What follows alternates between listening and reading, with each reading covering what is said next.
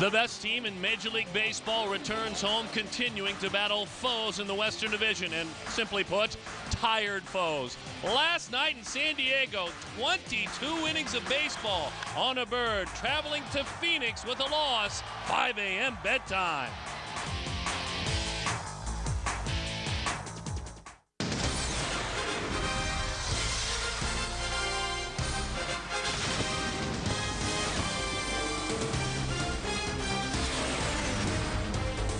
Just another day in paradise. Good to be back home and good to be back on FSN Arizona, the exclusive home of the Arizona Diamondbacks 150 times for the next decade at least. And tonight, the San Diego Padres, as we talked about, fresh off of one of the longest games in a decade and a half in the major leagues, going head-to-head with the best team in the major leagues, the 11 up and 4 down Arizona Diamondbacks.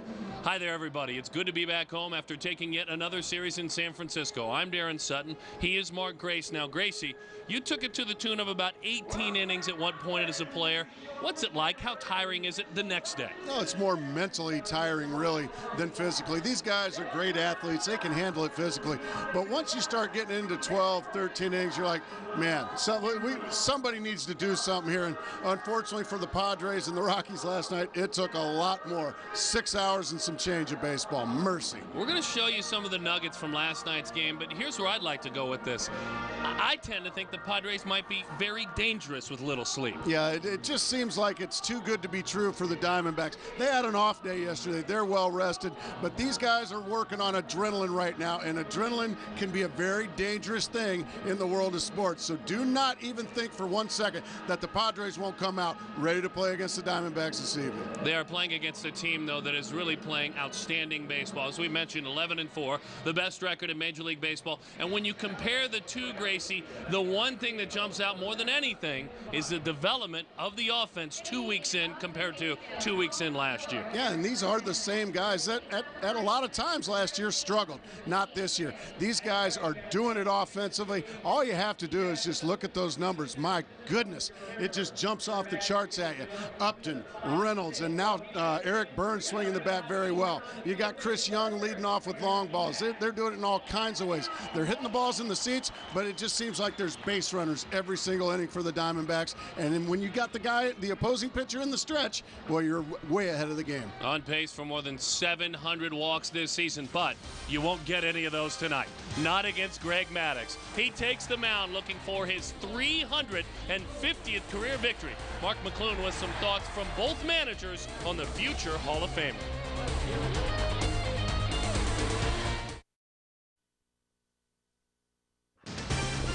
FSN Arizona presents D-backs Baseball, brought to you by Southwest Airlines. With Southwest Airlines, you're now free to be more productive. Visit southwest.com today. By Arizona Ford, live life on the edge. Test drive the new Ford Edge at your Arizona Ford dealer. And by APS, the official power partner of the Diamondbacks. And welcome back to the Diamond Club. High atop right center field, Mark McClune with you. We are just minutes away from Major League Baseball right here on FSN Arizona. The Padres, of course, went 22 innings last night against Colorado at home, had to fly here and got here late. So they're going to need a solid outing tonight out of Greg Maddux. That's something, though, he's been doing his entire 22-year big league career. 1 win shy tonight of winning his 350th career game, and both managers talk about how important and how special 350 wins would be for Maddux.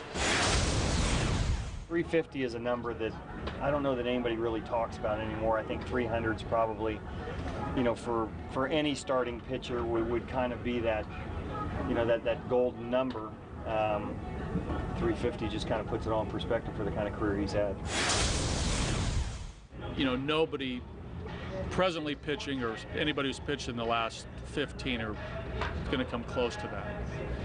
It's just a great sign of durability, passion to play, great athleticism. All those components go into being able to get to that number. And with Greg, knowing him for a year like I have, it doesn't surprise me with, you know, his natural arm action, you know, the way he comes to the park every day to play.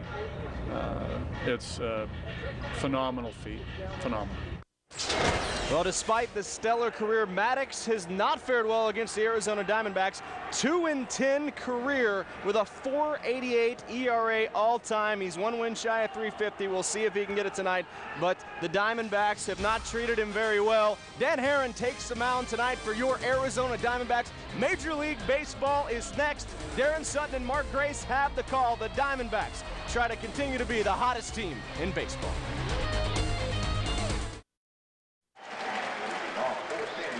Major League pitcher turned Major League pitching coach turned skipper in the big leagues. Buddy Black, the skipper of the San Diego Padres. And what a season he had last year. Giles, Crabb, and Gonzalez at the top. Kuzminoff, Edmonds, and Green. Hairston, Morton. And at the bottom of the lineup is Greg Maddux. Glad to have you here at Chase Field. We are underway as the first pitch off the bat of Brian Giles is fouled into the seats. 0-1 the count on the veteran left-handed hitter. That unique seated in a stool, wide open stance that he has. As the pitch from Dan Haren sails away, 1-1 the count. Then he could be 3-0. Brandon Lyons struggled in his first start behind him, but what a start to the season. Our Pulte Holmes pitching report. There's that tight breaking ball that grabs the outside corner. Markets the fastball. That breaking ball we saw, the spike curve almost is how he throws it, and then the devastating split. Yeah, the great split. That's the strikeout pitch. Let's see if he goes to it early. Oh, he didn't. Just getting a piece of it was Brian Giles. Just under 300 with a homer and 10 RBIs for Giles.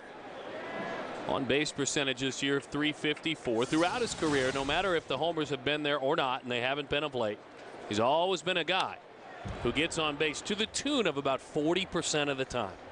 And he's a guy that's always going to see a lot of pitches. Rarely chases out of the zone. This guy was one of the more prolific sluggers in all of baseball in the late 90s and on into the early 2000s. But now he's turned into more of a leadoff guy. Guy that's not going to hit the ball out of the ballpark very much, but he's going to be on base a lot. To me, I think, and I'm not going to put it all in the ballpark because Giles will tell you his power is dissipated as well, but to me, I think you fight a losing battle in that ballpark if you try to force home runs. You're nuts if you do. Waits as long as he can on the breaking ball and lifts it into the seats. 2-2 the count. Well, we talked about it in the open. It was talked about in the pregame show, but getting a chance to talk to several of these San Diego Padres, including former Diamondback Tony Clark, who's on that bench, who actually went and slept in his own bed last night. These guys went to bed anywhere from 5 o'clock to 6 by the time you got your suitcase in and settled down. Breaking ball outside corner. That's not the split.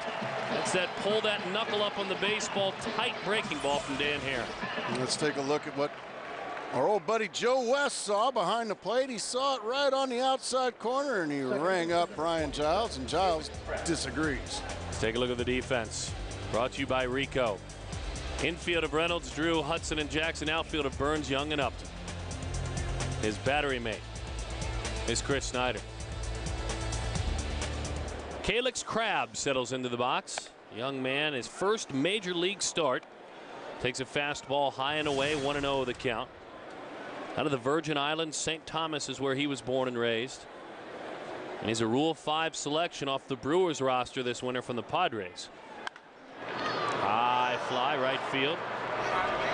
Justin Upton, over, under, and out, 2 away. Well, Crabb put a good swing on a Haren fastball there, just got underneath it. He is going to be, you know, the old Rule 5 is good for some players because the Padres picked him with a purpose. And when you pick a player in that Rule 5 draft from out of a minor league system, as he was in AAA with the Brewers last year, you've got to keep him all year long or offer him back to the other organization. And when I say keep him, I mean keep him in the major leagues. All year long. Sometimes you get fortunate in the Rule 5, but more often than not, there's a reason they're available. But Crabb going to get a chance to play in the big leagues all season long. And they grabbed him as a guy who can play anywhere on the field, and that's basically his specialty. A younger Chris Burke, if you will. There's that split-fingered fastball. 1-1 the count to Adrian Gonzalez. Well, I like this guy. Special player. I like this guy a lot. Adrian Gonzalez. Beat you all kinds of ways. Well, not if he sees those pitches. Inside corner. Beautiful pitch there from Haren. 91 right there. But this kid is a terrific hitter. A Gold Glove caliber first baseman.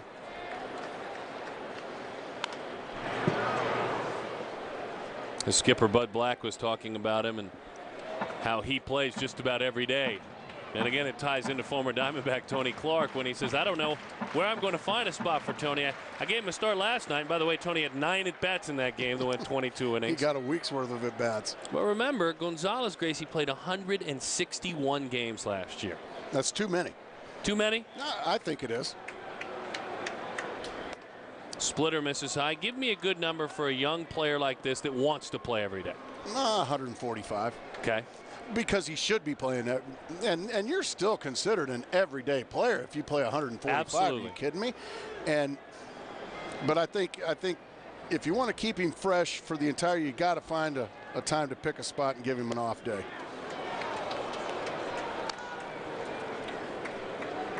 Here's TC. But it's one of those things when you've got a special talent like Gonzalez does, and Buddy Black faces this dilemma. You know, if I sit him tonight, this might be the night he drives in 6. Right.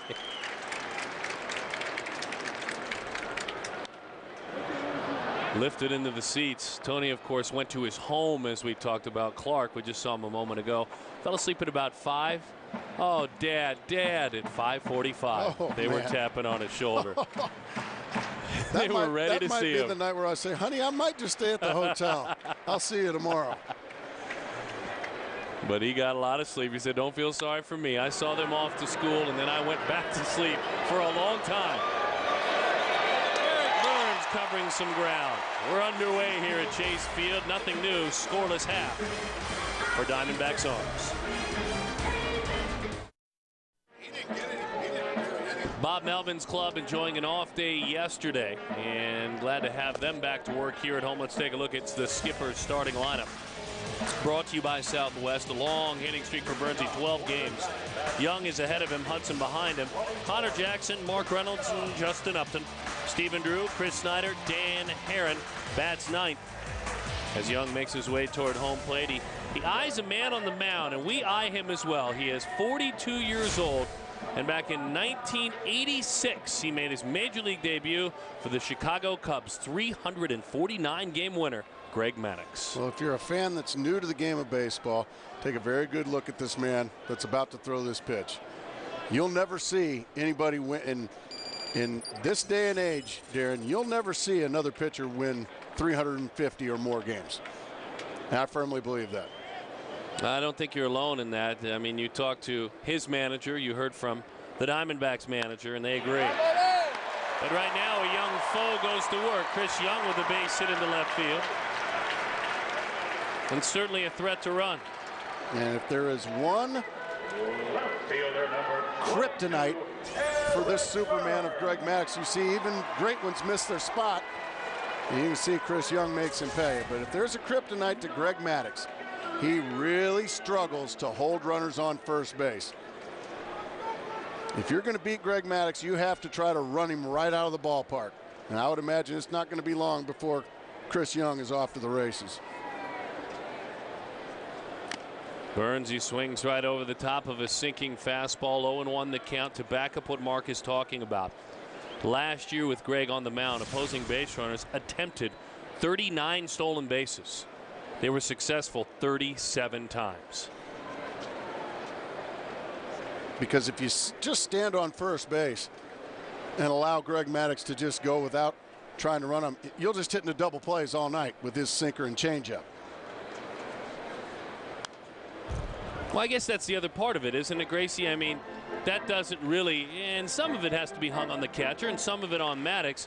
But the other part of it is, maybe against Brandon Webb, it will turn out to be similar as the years go on. You have to run, like you were saying. You have to try, yeah. You have to try. Open up some holes. But you can't just sit back and try to get 3 hits in an inning off Greg Maddux. It just doesn't happen very often. You have to try to take those extra 90 feet because he doesn't have a good move to first. That's about as good as it gets for him right there. And he's relatively slow to the plate. So guys with speed, they have to be off to the races. The amazing thing about that is, about the lack of a good move, is he is the greatest fielding pitcher of all time, number one. He's a good hitter, and he's a good athlete. Very good athlete. Isn't it funny how things go together? Or they always don't, maybe better said. He's one of those guys, too, Darren. It's not just a baseball athlete. If you go play pickup basketball with him, he's going to be the best guy on your team. If you go out to a place where you have to be 21 or over, he'll beat you in darts, he'll beat you in pool, he'll beat you in ping pong, he'll beat you in golf. It doesn't matter. He's just good at everything he partakes. And competitive too. Oh, without a doubt. He wants to compete with you. There's no doubt. Young has stayed put this whole time. Burns, he fights it off with Texas Leaguer into right field. And for Eric Burns, that is a 13-game hitting streak. In those 13 games, he has 19 hits, and there's that smile. And the debut of Exmo in-house. It's good to have it on D-Backs TV. Boy, it is great to have it. A high fastball coming right off the bat of Eric Burns. He just served it out to right field and out of the gate. Diamondbacks was just base runners galore. It's been that way all year long. That's why they're sitting on 11 wins. Well, what you fear is against Greg Maddux. Not to be a doomsday kind of guy, but he's made a living doing this. Is you have a guy who rolls into a lot of double plays and did last year in Orlando Hudson, and he's just dreaming of a ground ball right now. Maddux, that is. As Hudson waits a long time and hits it into the seats. Defensively working behind Maddux, it looks like this. It's brought to you by our good friends with Rico, Hairston, Edmonds, and all those gold gloves, and Giles. Kuzminoff, Green, Crabb, and Gonzalez gold glove caliber first baseman, and Colt Morton working behind home plate. Josh Bard gets the big tip of the cap from me and Darren Sutton, catching 22 innings last night. Smokes it to center field, but Jim Edmonds is there. Chris Young tagging, heading to third. The throw's behind him. Runners on first and third with one out. Oh, what a good read there by Chris Young. Well, that's a youngster that really knows how to run the bases. That was a bolt off the bat of Orlando Hudson. But Chris Young knew right where Jim Edmonds was playing. If you can see Chris Young in this, let's hope we can. He starts taking off. Then he reads, oh, I got to get back and tag up. And what a great read there by Chris Young to get on third with less than 2 outs for Connor Jackson. Now look for Eric Burns to maybe be off to the races. Try to stay out of a double play. Certainly got a candidate. Ground ball pitcher, a guy who doesn't strike out much. As Young heads down the line with that pickoff throw over to first, and Eric Burns. Connor hitting .308, a pair of homers and 13 RBIs.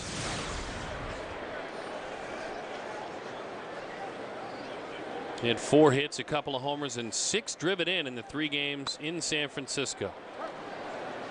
And that's one right there, a fastball right down the middle, first pitch that Connor probably wishes he was a little more aggressive with.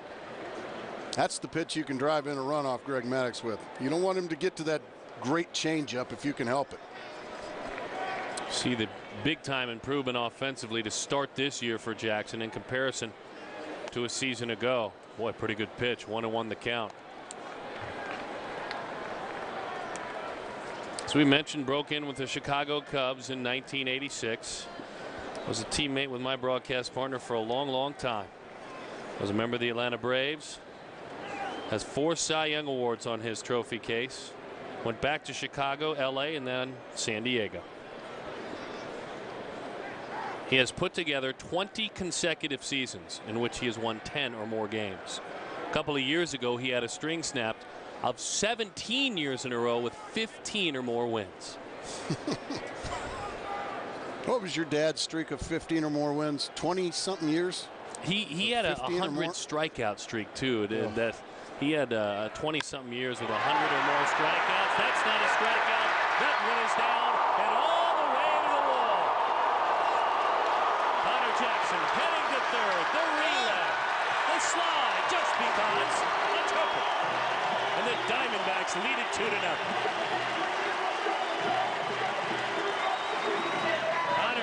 Jackson is 6 for 12 this year with runners in scoring position. 6 for 12. Well, when you've got speed on first base, you get fastballs. And that time Maddux missed his spot again. Morton wanted it on the outside corner. Maddux went right down the middle, and Connor Jackson did what you have to do with a mistake from Greg Maddux. Pounded into the gap and drive in a couple of runs. So the hot April continues for your guy, Kojak. I'll take him. I think a lot of people take him. I'll take him. How about a triple for the big boy as well? Well, Jim Edmonds playing shallow had to go a long ways to get it. Reynolds shot. Maddux knocks it down. He takes a look at Connor and throws. Safe. Maddux is beside himself.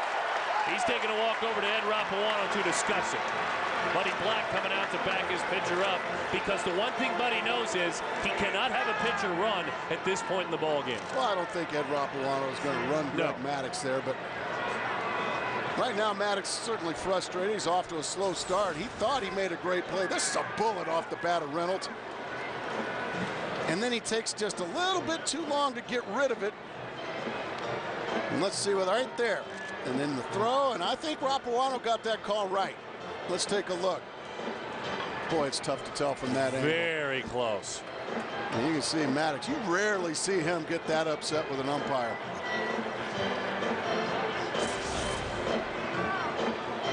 Doggone it, Eddie. I think you may have been mistaken, he said. What I've always admired about Greg Maddux with regard to his poise, and that's the most you'll see right there out of him, is he'll get angry with himself for a single pitch, miss a spot.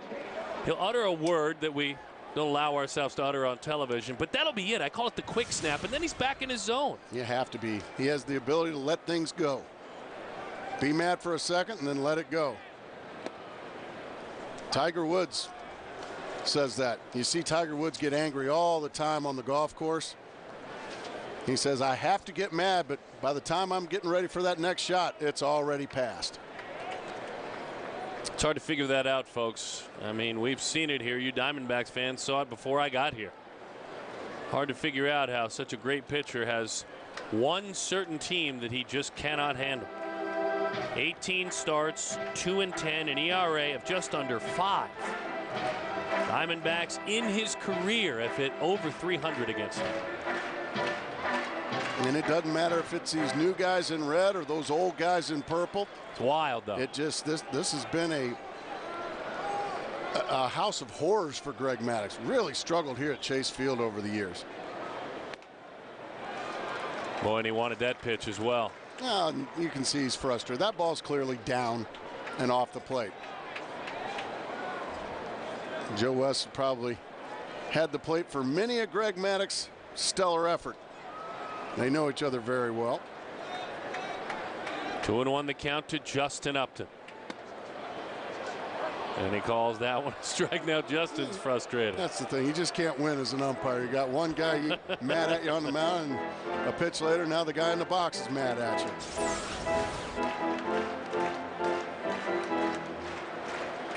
That's a ball. Really? We're across the plate? If you ask me, that ball's about 3 inches outside and just below the knees. 2-2. Hot shot, middle of the line, and into center field, and a base hit. Hustling to third is Reynolds. He draws the throw well off the line. Jim Edmonds misses the cutoff man, and picking up the extra bag is Justin Upton. Boy, that's how you take advantage right there. Well, base running is a lot about guts as well. And Mark Reynolds, a gutsy play right here. Here's a bullet off the bat. Once again, a missed spot from Maddux. Reynolds says, heck with it. I'm going to try the former Gold Glover Jim Edmonds. He threw it a long ways, but he threw it up the line, and Upton, a great read right there on into second base to set up Stephen Drew now. And another big inning from the Arizona Diamondbacks in inning number 1. That's exactly right, Grace. He was about to point that out. Obviously, they're up here 3-0. They score first again. The Diamondbacks have now outscored their opponents 20-5 in the first inning this year. And when they score first, which they have done now 12 times, including tonight, they're 9-2. Well, Darren, 6 guys so far have come to the plate 5 have gotten base hits. The other one hit a rocket. That was Orlando Hudson to center field for a sacrifice fly. And they just showed a picture of Darren Sutton on the scoreboard, so people boo. It always happens, especially with this beautiful new state-of-the-art scoreboard. I'm teasing, folks. Children are running, cuddling with their dads. They're so scared. They're intentionally walking Stephen Drew to load up the bases in hopes of getting a ground ball against Chris Snyder and getting out of the inning. So Drew draws the walk. Well, Darren, I talked to Chris Snyder before the game. Asked him, you think you could have handled 22 innings of catching like Josh Bard did? He said, I guess, Gracie, if I had to, I would. He goes, but big respect for Josh Bard, my counterpart over in the Padres. He goes, no catcher wants to catch that many innings. And that's what it's about. It's about respect and the work that he put in. And certainly Colt Morton realized that he was going to get a start as this went on. Outside. 1-0 the count. Last night, speaking of Maddux and the importance of him working through several innings at least. The bullpen for the Padres, 6 pitchers, 14 innings, 225 pitches. And their bullpen is thin tonight, and unfortunately, Greg Maddux is getting rocked. To the gap it goes. On the move is Edmonds. He won't get there. Well, they're racing around the base paths. Stephen Drew right behind Justin Upton. The relay. Safe. Safe. The Arizona Diamondbacks lead it 6-0 over the San Diego Padres. Chris Snyder says intentionally walk this. Well, he misses his spot badly again. Every single ball that's been hit hard this inning has been basically a fastball right down the middle. 3-4 years ago, Jim Edmonds makes that play no problem. Father Time has caught up with him, and he's a step or two slower, and because of that, Chris Snyder now with 3 RBIs in his first at-bat, and the Diamondbacks are off to the races.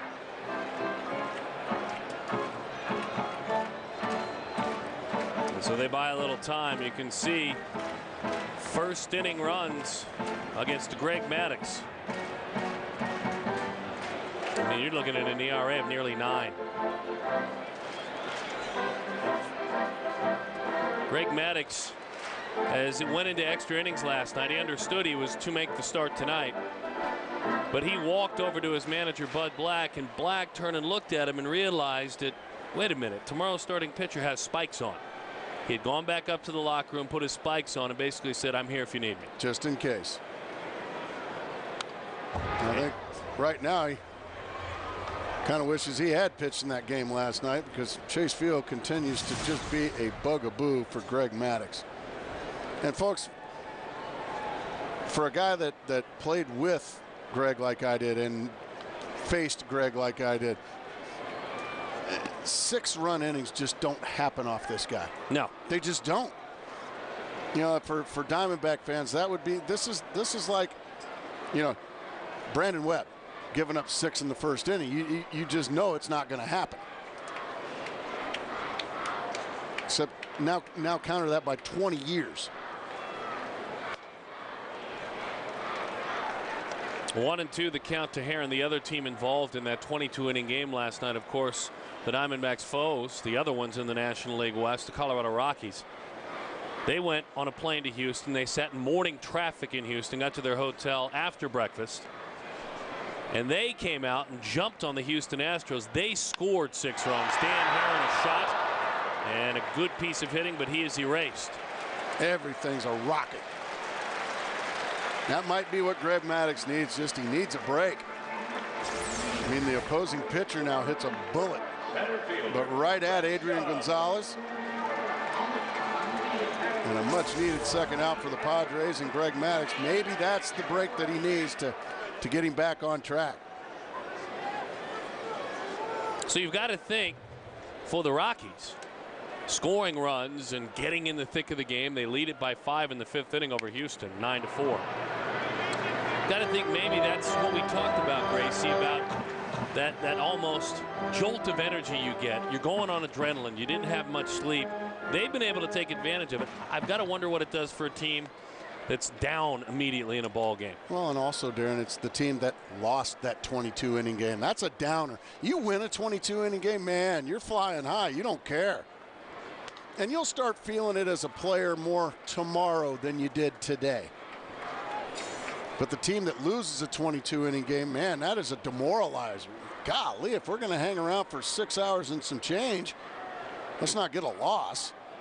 But sure as the world, somebody's got to lose, and it was the Padres. That's a changeup from Maddux. 2-1 the count. Young has already batted in this inning. He singled and scored. Young singled, as did Burns. Connor Jackson tripled in a pair. Reynolds singled. Upton singled in a run. Drew was intentionally walked. Snyder doubled in 3. Outside, another take on a good changeup, but he's not interested.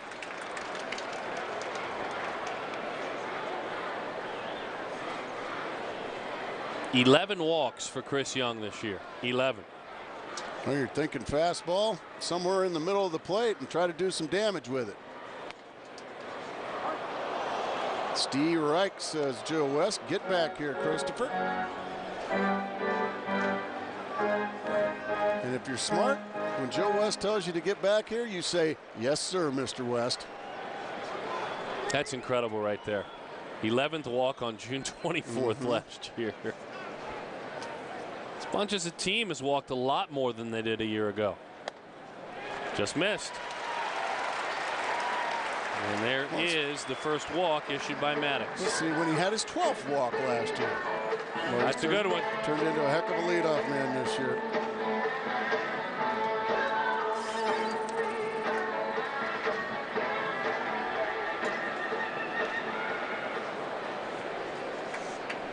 Greg Maddux gets a visit.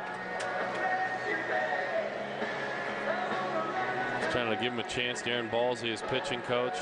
No, they're trying to find some way, somehow, to get Greg Maddux through at least 6 innings tonight. He is. Bud Black's pitching staff took a beating last night in that 22-inning game.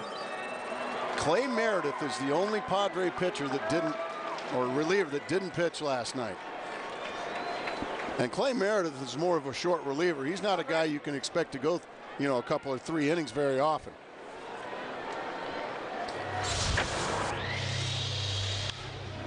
Eric popped up, very shallow right. Giles still coming, racing on, and he makes the play, and the inning comes to an end.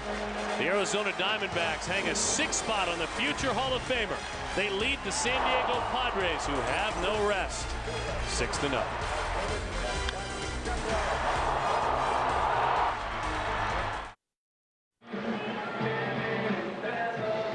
As always, we trust that you are watching in high definition, thanks to our good friends with FSN Arizona.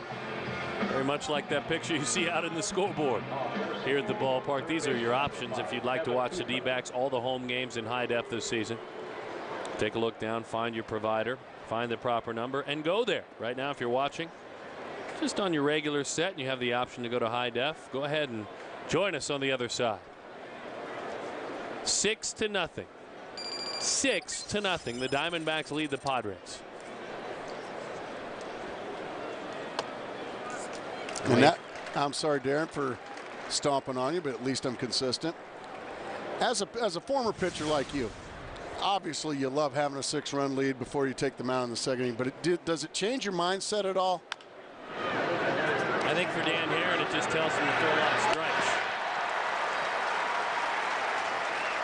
To me, that, you know, I'm not nibbling quite as much, and not that Heron's a nibbler. I'm throwing a lot of strikes. I mean, I'm throwing a lot of fastballs if I fall behind. Here's our Brown & Brown Chevrolet keys to the game. Gracie said this earlier, which blows me away. We always put it in the second inning. He said, get off to a big lead, and it blows me away. I am something else, aren't I? It's not guesswork, Mark Grace. That's, you know, I got to talking with all these guys down in the clubhouse before the game, saying, what's the key to tonight's game? They said, well, we need to get out to a big lead. We need to have a big first inning. So proud of you. Thank you. This is big league analysis. This ain't guesswork. Well, you stepped back on some of the things that you heard, and I wish you wouldn't have, as that one misses into Edmonds. Folks, initially, Gracie, when we were sitting down for our production meeting back in our green room, he said bat around in the first inning. And amazingly enough, he just backed off. He said, nah, that might be too much. And that's what they did. So I tell you, I'm proud of you. Well, I'm glad they listened. Good spread in the green room today, by the way. It was. Good pregame spread. Lox and bagels and very good stuff. All my good friends with Levy's taking care of me, bringing up some good snacks. Good folks providing the food here in the ballpark. Sweets, restaurants. The Fat Burger out there. Have you took on the Fat Burger out in left center yet? I will. I have. Oh, have you? Big league. 3-1 the count to Jim Edmonds. Boy, what a pitch over the outside corner. Never has 89 looked so hard to hit as that last pitch right there. Yeah, he is deceptive. He's not a overly hard thrower, but the ball just gets on you because this hesitation right there. Bam. In San Francisco the other day, Dan Haren threw what they call his bullpen. Now, obviously, pitchers that throw in the bullpen have their bullpen in left, but starting pitchers, if you didn't know this, folks, between their starts, go out and for about 20 minutes work on their stuff in the bullpen. 3-2 the count. Let's see if the splitter's coming. How about some high gas? And that, you asked me, Gracie, a difference. That might be right there. You know, obviously Edmonds chases high fastballs, but he's not going to mess around with the split-fingered fastball 3-2. Well, not with this not lead. With a 6-run lead. I would imagine. I remember playing first base behind somebody that, and I'm not saying, but if he would have thrown a 3-2 split there and walked him, I would have been thinking at first base, yeah, throw a fastball right there. Let's go. Make him hit his way on. Bouncing ball, foul ball, but to finish the thought, a little bit of a fly on the wall went down behind the bullpen in San Francisco, which is on the field, not behind gates like in this ballpark and like in most. And I had a chance to stand and watch his entire bullpen and watch Dan Haren work. And it was very intriguing. I mean, the command with which he goes about his business, not in a game, folks. This is his practice session, for lack of better words. It was impressive to watch. Good pitch. It's a tight little breaking ball. Almost looks like a cutter, but does he take a little more off of it? I think he does. It's like a slider, huh? Okay. Is that why he pulls the knuckle up on it and just has a late twist of the wrist on it? See that knuckle up right there. And there it is. He changed speeds with it, Gracie. Had him out front, Khalil Green. Well, he was good on the mound in San Fran, and for real, he's good tonight.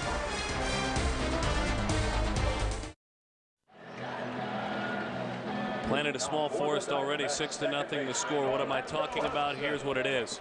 SRP Cool Change Energy Tip. A reminder, fans, for every run the D-backs score this season, SRP will plant 10 trees. I'll tell you what, Arizona ecosystem is really doing well because of these D-backs this year. Well, that's well said. Thank you. As usual. That's the intelligent Mark Grace. You haven't met him very often, huh? Are you kidding me? All the time. San Diego State education. 0-1 the count, Orlando Hudson. Connor Jackson, Mark Reynolds wait. A little cut fastball, tried to run it in. It stays high. 1-1 the count. Hudson, when 8 of his teammates came to bat, he was, of the 8, the only one to make an out. But let me be fair about this. He hit a screaming line drive to center field that you could hang 2 weeks worth of laundry on. And it ended up being a very productive out at the time. Chris Young advanced to third base and eventually scored. Gonzalez with Maddux covering. You bet 17 Gold Gloves is going to be waiting at the bag for you, and it was.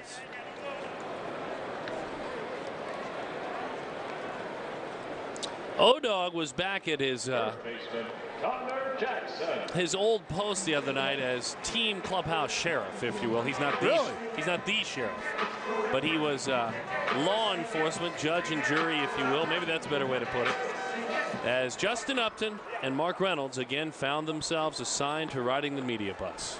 Well, you know what's funny is those guys don't ride with us anymore. They ride up with the coaches. Yes, they don't.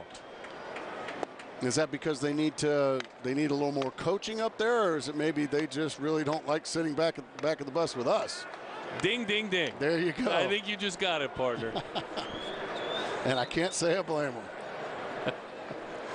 They don't want all of their dirty laundry aired, as if we're not already doing that by calling them out for being on the bus. And of course, Orlando Hudson, you know, we've documented it throughout the year. He has his spot in the dugout that he has been told to sit instead. That ball, he sat on it. Straight away center field. It's high, it's up, it's over that line, it's a home. Well, Connor Jackson out there in Tony Clark country, out there in Richie Sexton country. Off the batter's eye. Oh, what a mistake by Greg Maddux. He missed his spot again, belt high. And this ball is just hammered. Golly, Connor Jackson. That's a long ways to hit a ball, folks. And some late fireworks. Here's Mark Reynolds, Connor Jackson, his third home run of the year. Connor Jackson, a home run to straightaway center field will play with the research we have here, but very rare for Connor to drive the ball, not to drive it for a single or for a double to center, but a homer. And the reason I say that, he has never hit an opposite field home run in his handful of seasons in the big leagues. That's what usually for Connor to hit a home run, he needs to pull it left center or left field. He doesn't go to center or right center very often, but man, did he hammer that ball. It just made that sound. And the score is 7-0. The Diamondbacks lead it. Reynolds ground ball to the hole. Diving play, Khalil Green from his knee. Base hit. Mark Reynolds is 2 for 2 tonight. 2 infield hits. But he'll take them. Boy, you love to see Khalil Green down 7-0 in the second inning. You love to see the effort like that. Only Reynolds' speed got him to first base. Hats off to Khalil Green. This kid played a lot of baseball last night, 22 innings worth. Selling it out for his starting pitcher tonight. I love that. Well, I was going to say, I mean, you know who appreciates it? Greg Maddux, right there. And also, even more importantly, his manager. Yeah, you bet. Who was a pitcher in his day as well in his craft. Broken bat.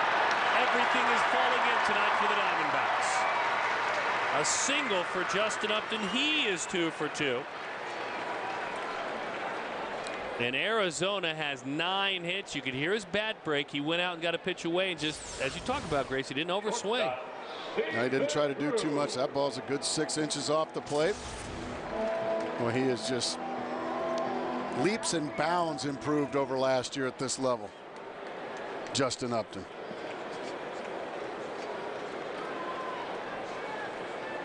So the #1 offense in the National League continues to roll tonight. Outside, 1-0 the count to Stephen Drew. It was an intentional walk to Drew in the first inning. Chris Snyder strolled up to the plate with the bases loaded and doubled in everyone out there in front of him. 3 to be specific. You know, Darren, it's becoming closer and closer to a situation that I think every manager wants to avoid, and that is leaving a Hall of Famer or future Hall of Famer on the mound to get his lunch handed to him, embarrassing a would-be Hall of Famer.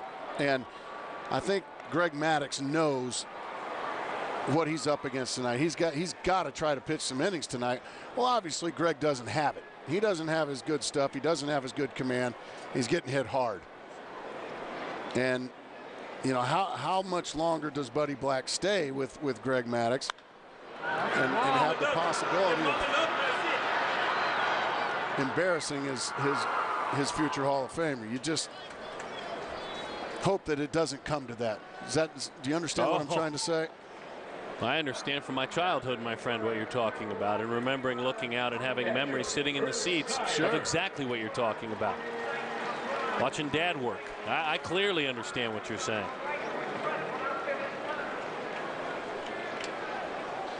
Something tells me that Greg Maddux also gets it as well.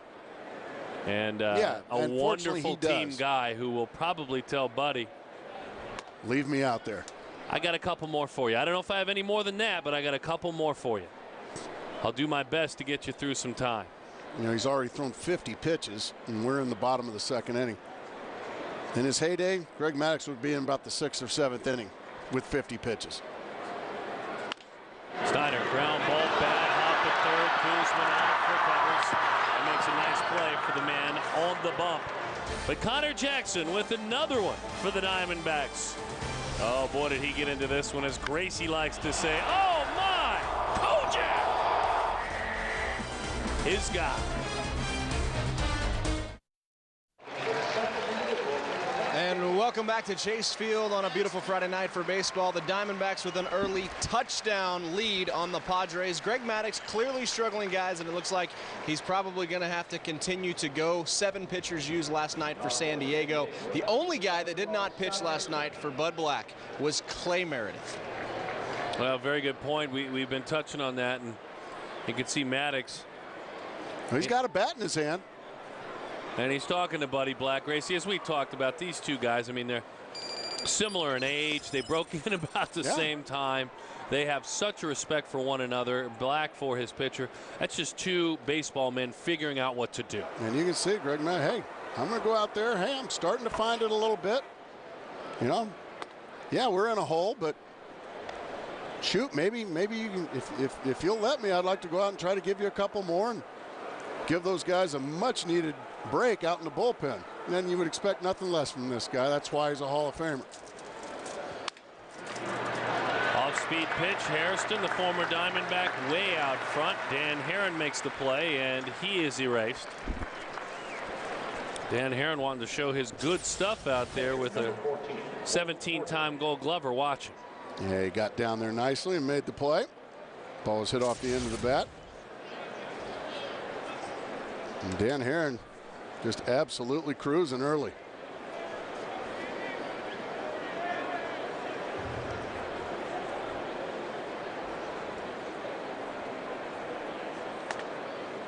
Right down the middle, strike one to Colt Morton.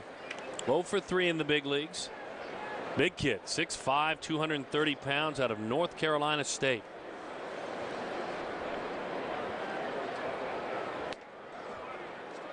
Right down the middle again. He takes a couple of pitches. 0-2.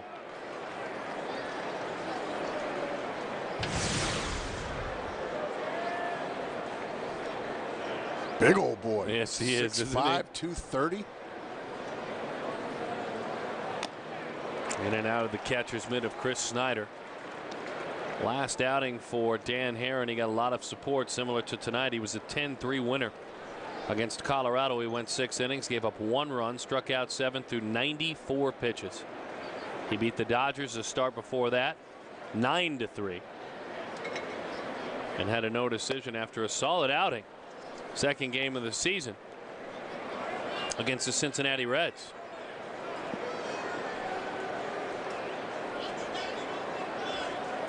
One and 2 the count. I like that splitter that just fluttered. Yeah, that one he didn't finish. He just left that one up and in. And just because you've got the 7-run lead, Darren, doesn't mean you just have to throw fastball after fastball. You still use all your pitches. And he's going with the split here, looking for the strikeout. Popped up right side. Connor Jackson looking for room. And lands down with some youngsters who say, I'm fine. I have the baseball.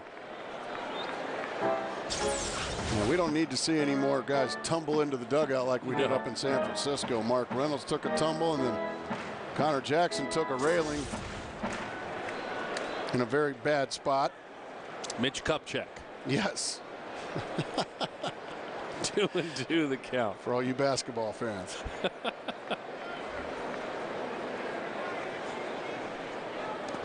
Breaking ball, and he didn't go around. I have a theory on that splitter he threw 2 pitches ago. He threw it. He didn't like it. He does have a 7-0 lead, but he wanted to throw a better one. Oh, of course. So that's why he shook off the fastball from Snyder and went with the splitter. He's going to throw. Look at it. He's going to throw another breaking ball on 3-2. In other words, he wanted to throw a better one there, and it just missed up and in, and so he walks Colt Morton. And that's why he's probably thinking, golly, why didn't I use my fastball there? Pitcher number 30, Greg Maddux. I know where he's going with that thought process, though. But also that pitch, Darren, for Dan Haren, that's a pitch he can probably throw for a strike. 2 out of 3 times he can throw. If he's trying to throw it for a strike, he can throw it for a strike. And he just missed with it. Now he misses away with a fastball to Greg Maddux. Maddux hitless in 6 at-bats this year. Struck out each and every time, but he certainly has had his time throughout his career. He's had 5 homers and 35 doubles. He's driven in 81 runs in his long major league career. This one he puts in play, it's foul. 1-1 the count.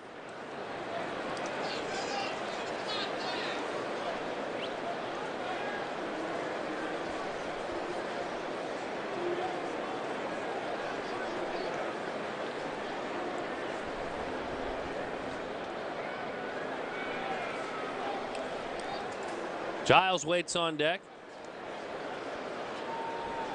Now he squares to bunt. Let's see if he slashes it. Breaking ball missed. Not by much. In 2-1 the count.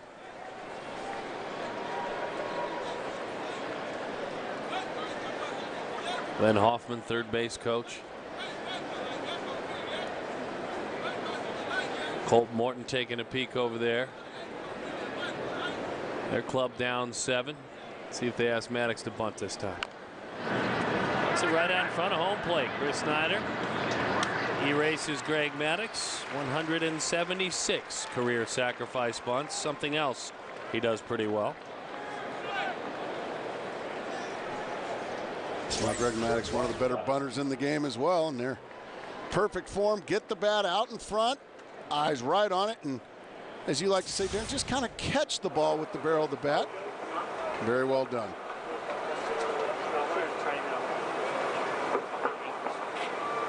Did you hear that response? That's beautiful. We couldn't clearly hear it, and I missed the end of it, Gracie. He said he was going to try and hit a homer on the very first pitch, and it was a hanging split. That was great. Oh, was that great? Trying to hit a homer. I love it. That's the kind of sick humor you get from Mr. Maddux as well.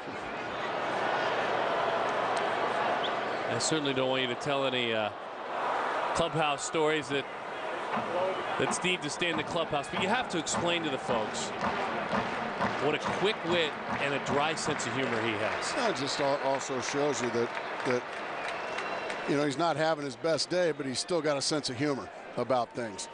And he knows this is probably going to go down as that one's fouled off. This will probably go down as probably his worst start of the year, and he won't have anything in this situation. As you can see, I was going to hit a home run.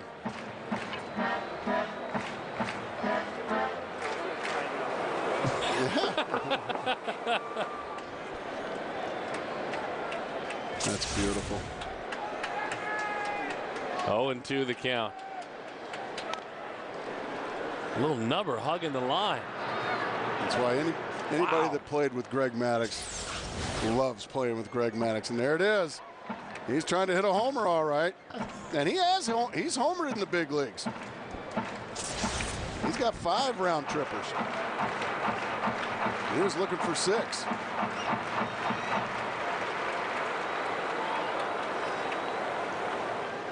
It's the age-old thing. I mean, he's been around for 20 years, so I'm about the 1 millionth broadcaster to say this, but he's the guy that you would never recognize as the Hall of Famer in your grocery store. No, you're probably right.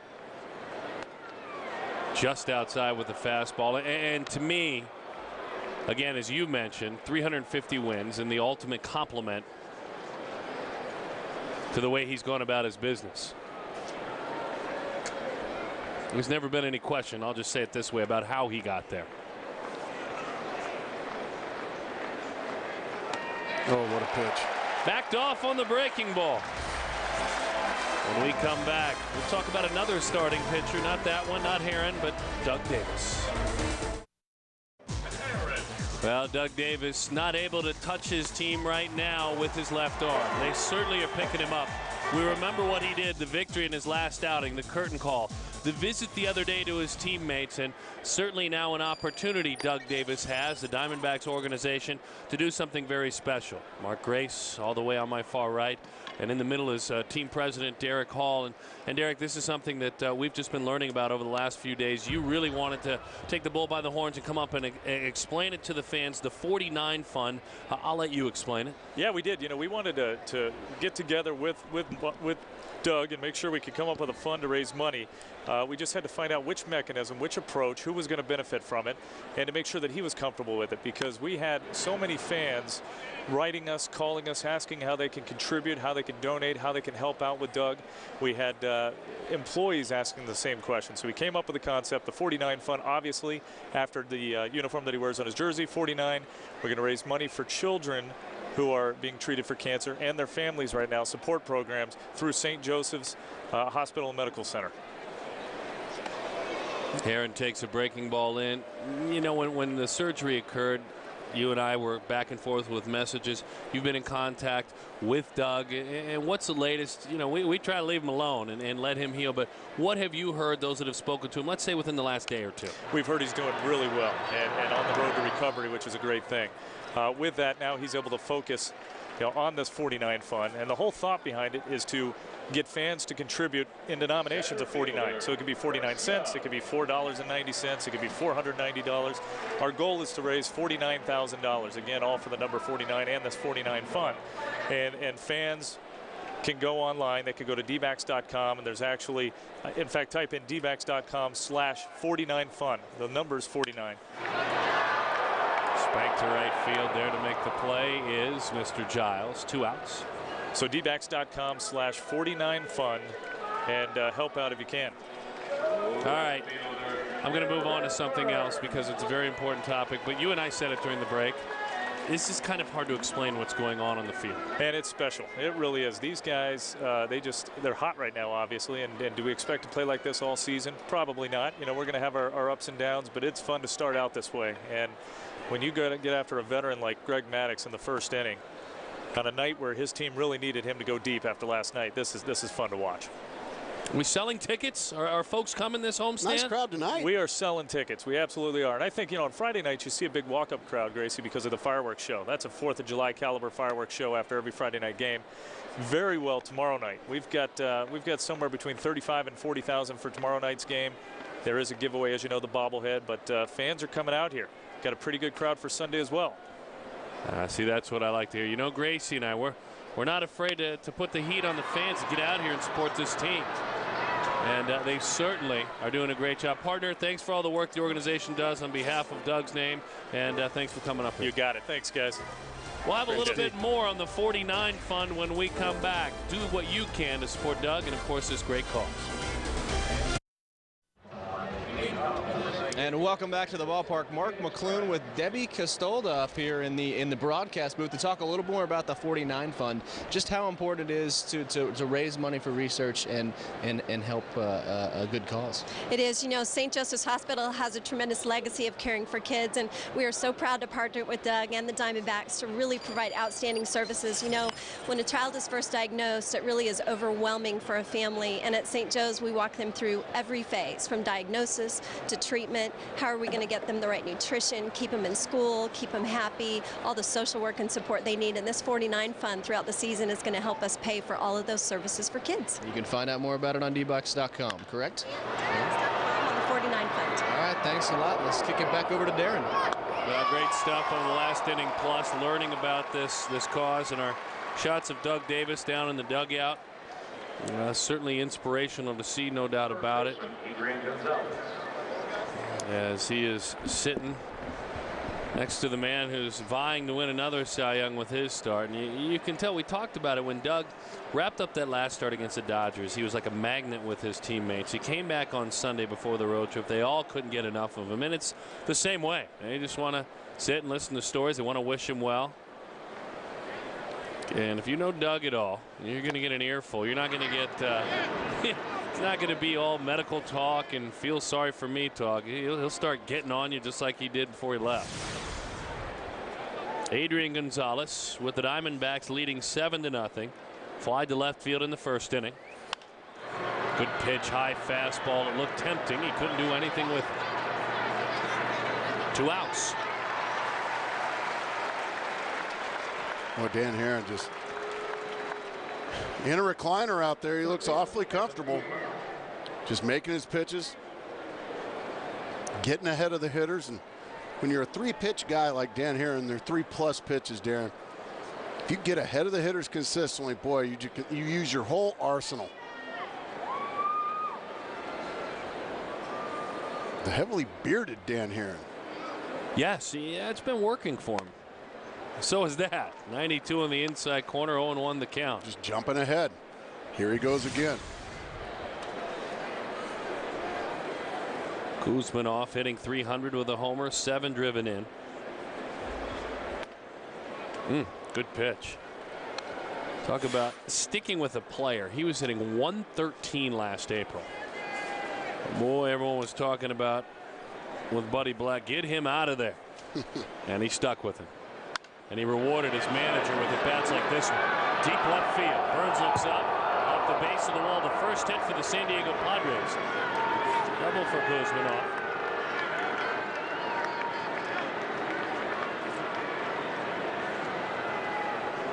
And there is hit number 1. Went down and got a breaking ball. Yeah, sometimes good pitches get hit hard. And when you're as strong as Kuzminoff is, you can go down and take a breaking ball. That's a pretty good pitch. He just ripped it into the left center gap. It's a nice hunk of hitting there from the youngster. 8-time Gold Glover Jim Edmonds.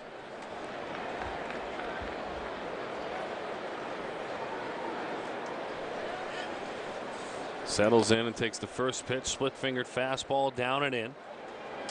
362 career home runs for Edmonds. All of those Gold Gloves we talked about.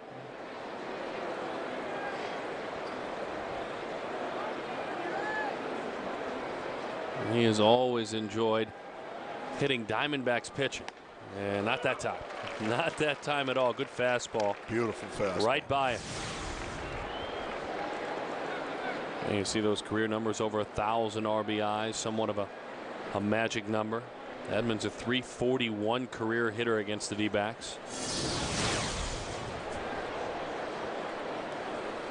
Been at it for a long time. Seems like a million years ago that he was an Angels outfielder. And a great one. He's had a great career with the Angels, the Cardinals. Kind of strange to see Jim Edmonds in a Padre uniform, to be honest with you. You just get so used to seeing someone in a certain color. That was red. Three and 1 the count.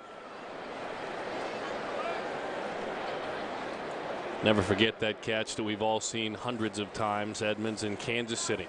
When he was with the Angels. Running away from home plate. Top 5 best I've ever seen.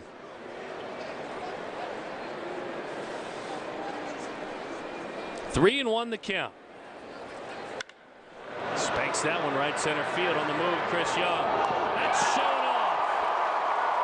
Jim Edmonds says that is how I used to do it. Chris Young on the move. It's not Kansas City in the 90s, but it's not half bad.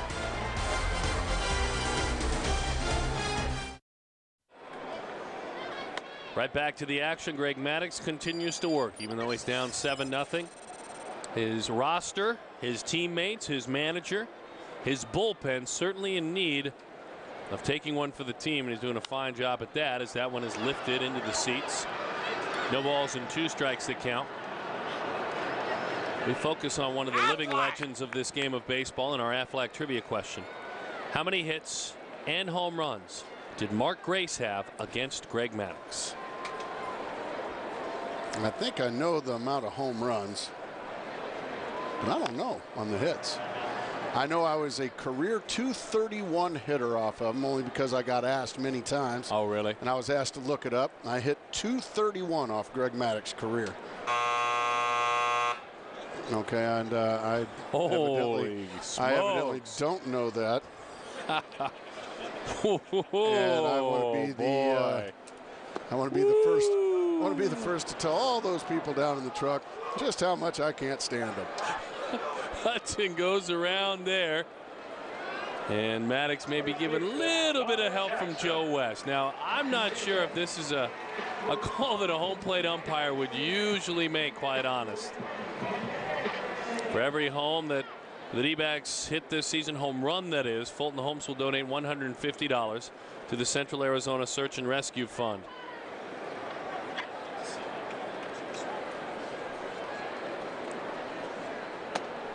And of course, this is the reason why we talk about it. Straightaway center. Just a fastball right down the middle. Connor Jackson hits that about 425 feet to dead center field. That's a long, long ways. And the pitch is high. 1-1 the count.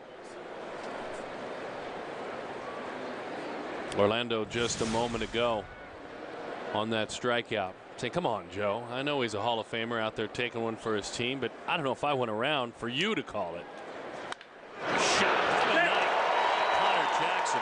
He is now, folks, he is now a double away from the cycle. A double away from the cycle. And we're in the fourth inning. And he's already got a pair of doubles this year.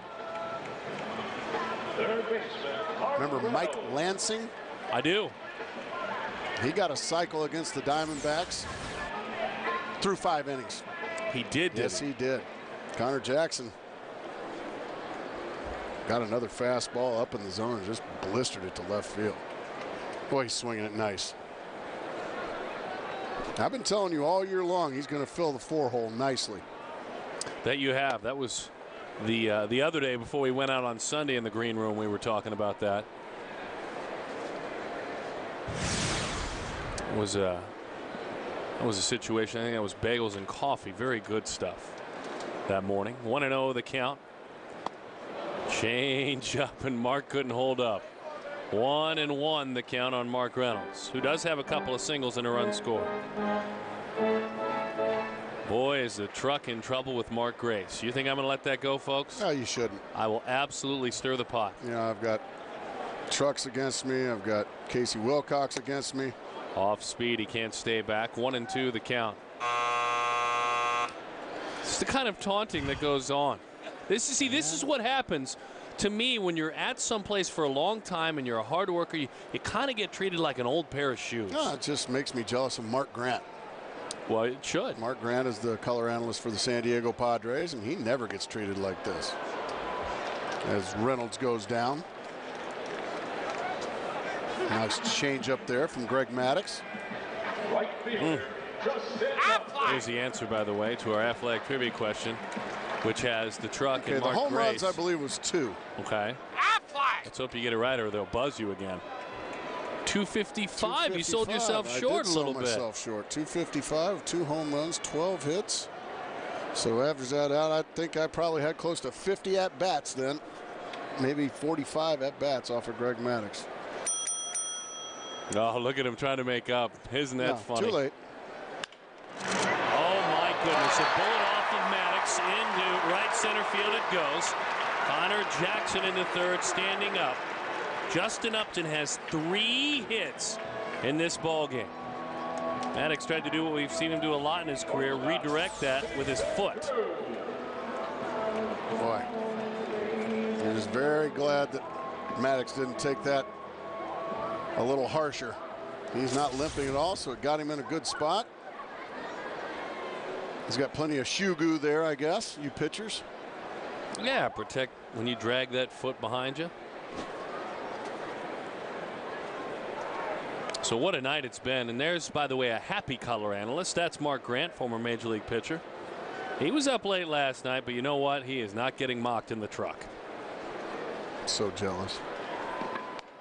Pitches inside, 1-0 the count to Stephen Drew. I am told, by the way, to bring folks in, Mark Grace was deservedly so part of the 10th anniversary all-time team. Got a gorgeous trophy, and then they took it away. We talked about it a lot on the road trip. Still bummed out about that. 1-1 the count as that one grabs the inside corner. Matt Williams, who's in the radio booth to our right. Good to see Matty there. Yeah, good to be. He's with the governor tonight. Tom Candiotti getting a much-deserved day off after yesterday's day off. You're terrible. 1-1 the count. Drew the other way. Hairston makes the play. I will have an update for you on that trophy. I know something. Do you? I know something. It's mine, you know. FSN Arizona presents D-backs baseball, brought to you by Jack in the Box, where we don't make it until Gracie orders it. Dan Haren going back to work. That pause as he fires home a fastball over the outside corner. Strike one. Khalil Green rolled to short back in the second inning. Dan pitched collegiately at Pepperdine, as that breaking ball just missed the outside part of the plate. Over the last 3 seasons in the American League entering this year, Haren #1 or #2 in starts, innings pitched, and quality starts. Right there with Johan Santana, now a member of the New York Mets. And I would imagine much more anonymity is what he enjoyed in comparison to Santana with his accomplishments.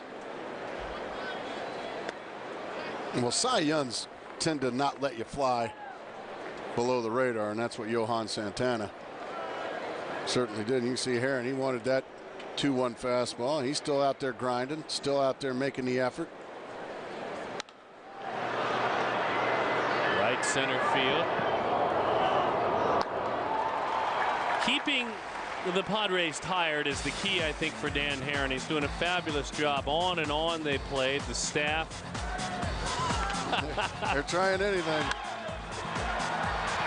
And then a Colorado Rocky drives in the run and puts them on top. And that's what occurred. Hey boys, no matter what's in front of us, there's a world of people out there who've got harder rows to hoe than we do. Clint Hurdle in the 16th inning of last night's win at San Diego. Our Geico quote. Who gave us that quote? That's a big league quote. That is a big league quote. That is Marty Tarr, who is directing tonight. Wow. I'm surprised Marty was in the dugout last night in San Diego to hear that. That's big league. Well, as Marty would tell you, as you've told me, this isn't guesswork. And that's why Marty makes the big bucks. Well, I still can't imagine playing that much baseball. Yuck. Fly ball, right field. Well, Gracie, you and I didn't have to worry about it. We had an easy night. To put it in perspective, the Diamondbacks were off, and Mark and I were off, obviously. Peavy throws the first pitch, 7:05 out there in San Diego. Abby and Lily, I put them to bed at about 8:30. Right. Fell asleep watching reruns of Bones, a great Fox show on television. Great show. And then you fell asleep, what, about 10:30? Yeah. Then I woke up. Chips and salsa. I needed some. I really did. Are you a midnight eater? What do you think? What happened here? I also had to get up just after midnight because once again there was a dastardly monster in my 7-year-old's room, and I had to go in there and chase that monster up. Dad, that monster's back. And then, of course, at 1:21 a.m., Kip Wells put the ball game to bed. God bless those Padres and those Rockies. It was that closet monster. Oh, boy, I need some more chips.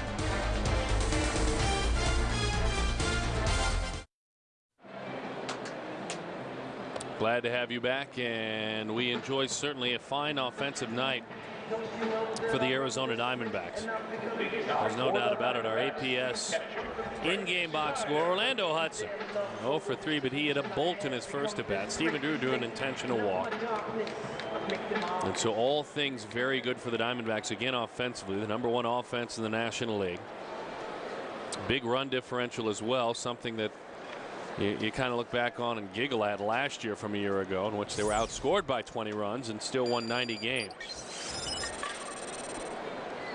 Diamondbacks this season have now outscored their opponents an even 100 to 53. Wow. 100 to 53. The offense continues, and kind of quietly, because you know it's so much fun to always talk about offense when it's going good, Darren. But this starting pitching staff has been tremendous. Webb, Haren, Micah Owings. We'll be seeing Randy Johnson again soon, but Bob Melvin had got a lot to be happy about. Alex Crabb with an underhanded flip. Hey Darren, I think both of us should do this. Huh. We kind of owe, and I think fans watching, we owe that fella on the mound, Greg Maddux, a pretty big attaboy, don't you think? Well, you and I were talking about it during the break. I mean, here's a guy who has earned the right to come out of a game whenever he wants. Yeah. And he's 42 years old. He's going to the Hall of Fame. It's no doubt.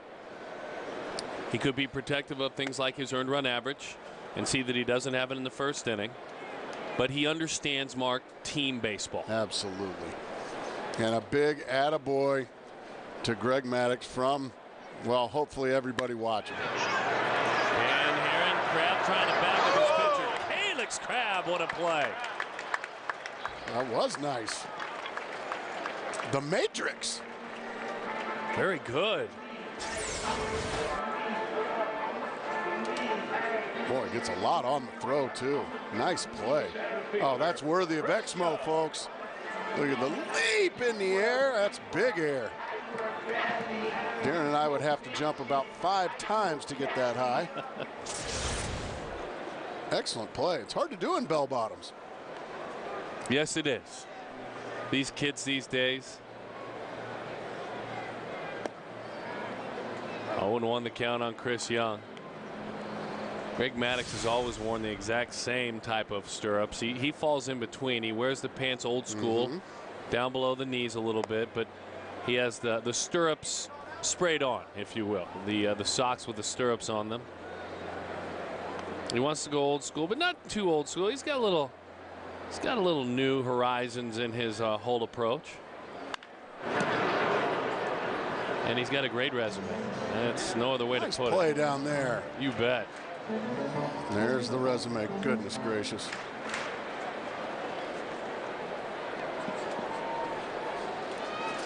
It's a lot of strikeouts. Yeah, over 3,000. About 109 complete games. That's great. This day and age, that's amazing.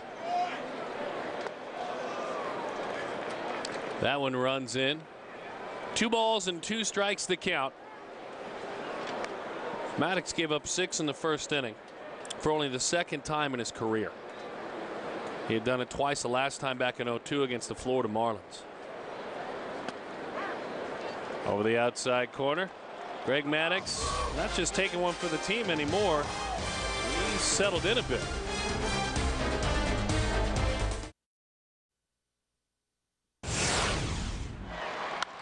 Fastball, fly ball, belted, center field. Young going back. He leaps. Did he make the catch? He caught it. He caught that baseball. Wow, what a play by Chris Young. Unbelievable play. Certainly one of the many great moments in the rivalry between these two clubs last year.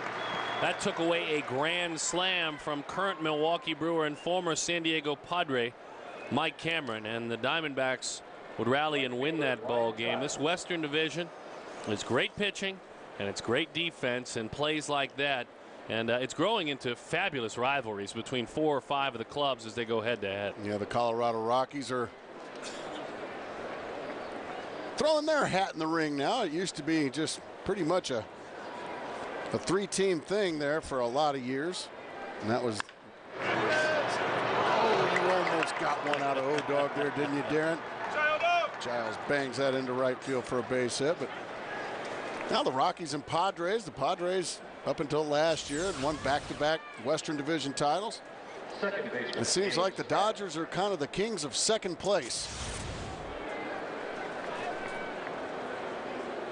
I almost had that one, he says. By the way, we were having a great memory, and we came right back to live action. We don't want to overlook that Greg Maddux is still in this ball game and hit for himself. Yeah, he is. Yes, he is.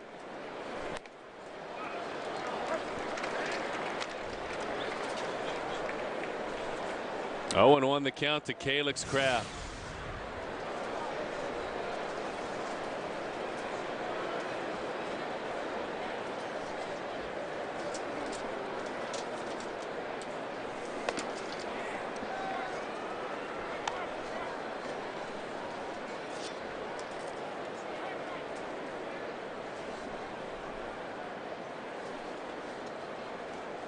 Calix has taken a couple of big swings, no doubt about it. Looking to leave the yard. He made a fabulous defensive play as he takes outside. 2-1 the count. He's just missed a couple balls. One fly out to right, another one to center, but had some pretty good swings at a couple of Dan Haren fastballs.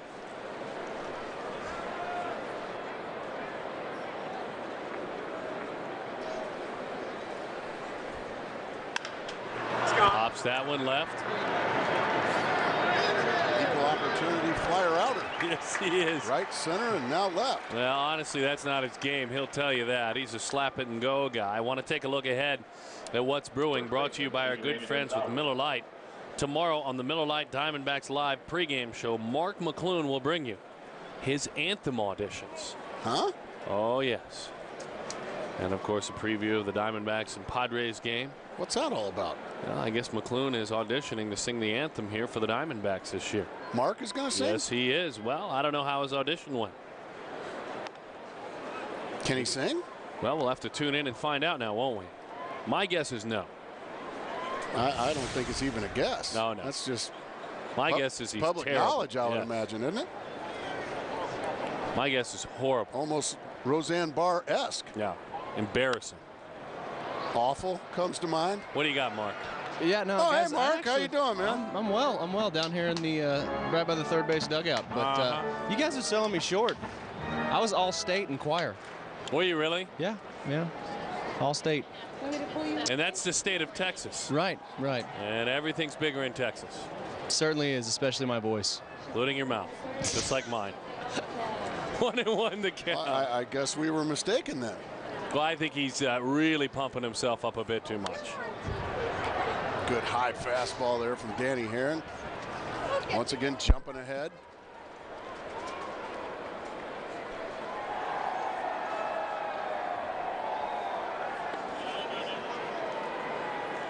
After a high fastball, Haren usually likes to go to the split.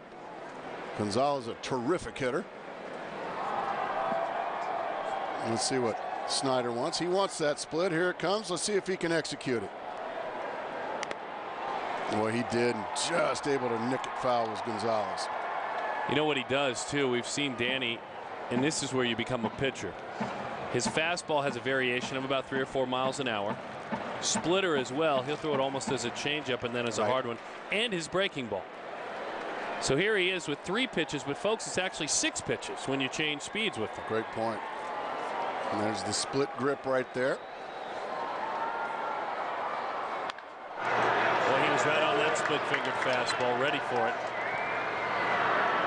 All the way into third goes Giles.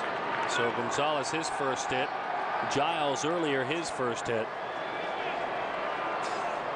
And an inning led off by Greg Maddux.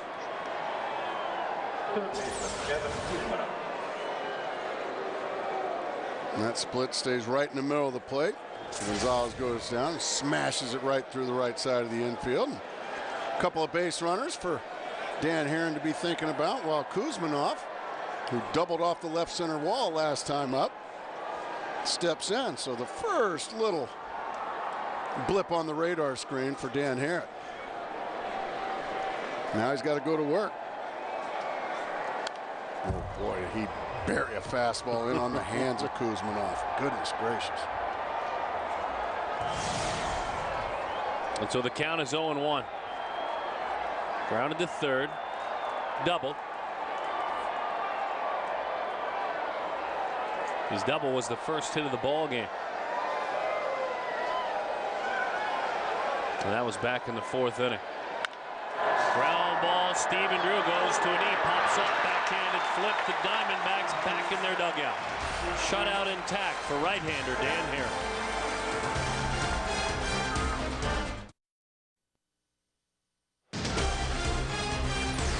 Diamondbacks baseball is brought to you by our good friends with Gila River Casinos. Is this your lucky day?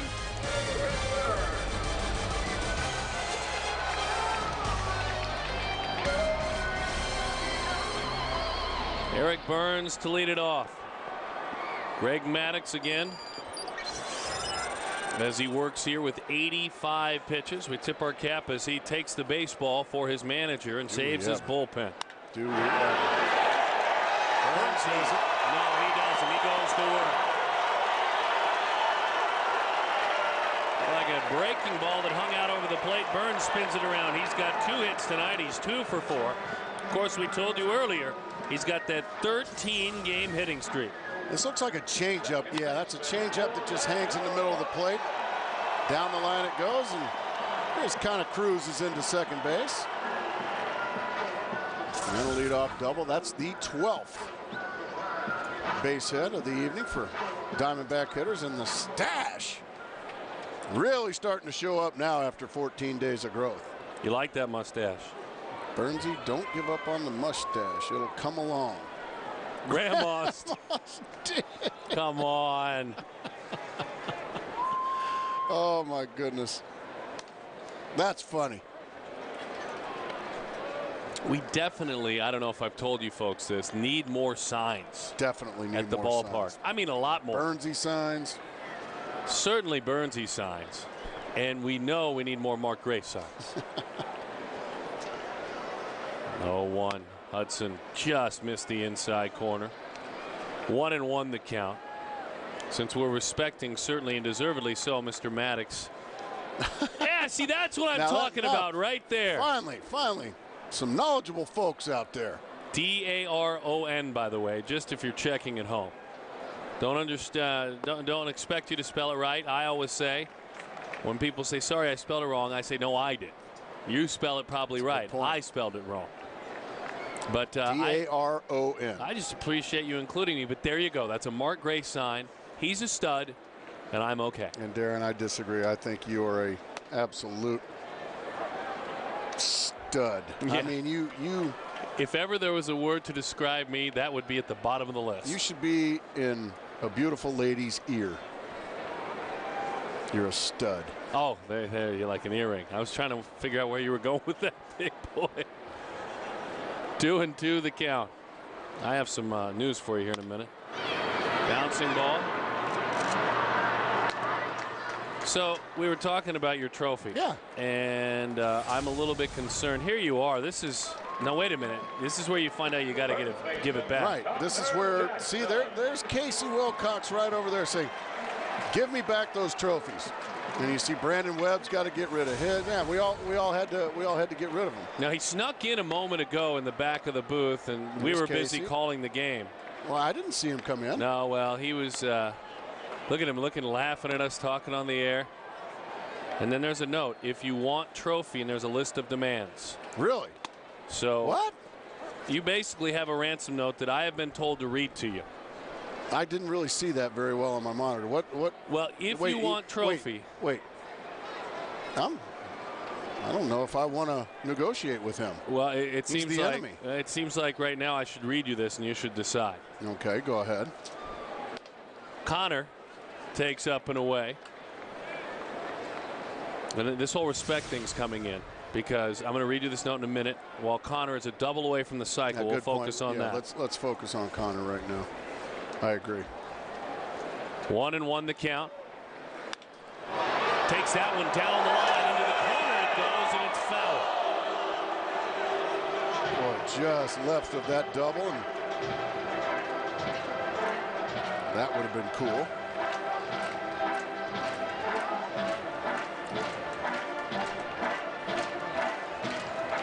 Connor Jackson tripled in a pair in the first, homered in the second, singled in the fourth.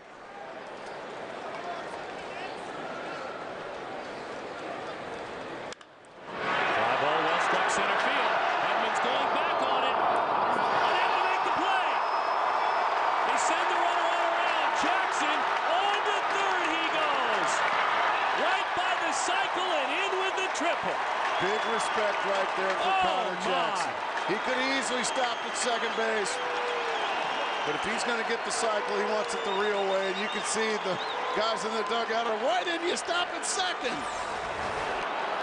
He's not like Mark Grace. He didn't stretch triples into doubles.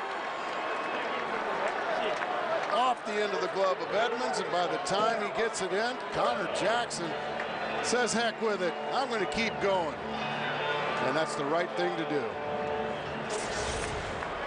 Have a night, young man. A 4-hit night for Connor Jackson.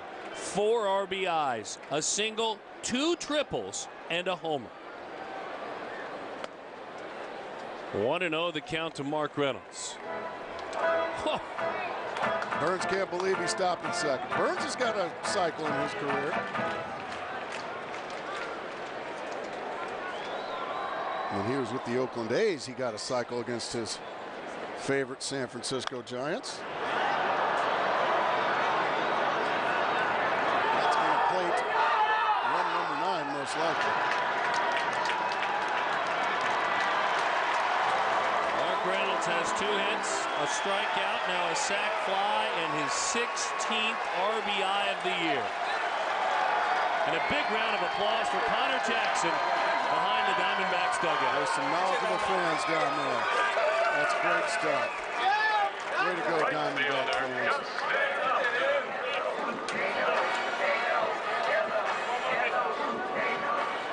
Gonzo, of course, Luis Gonzalez, Greg Colburn, the 2 Diamondbacks to hit for the cycle in this team's history.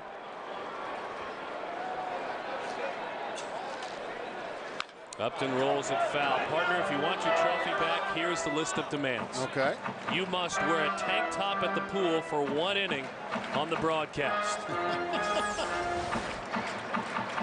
Whoa, look out. No. Look See, out, no, wait a minute. That can't be happening to a team guy.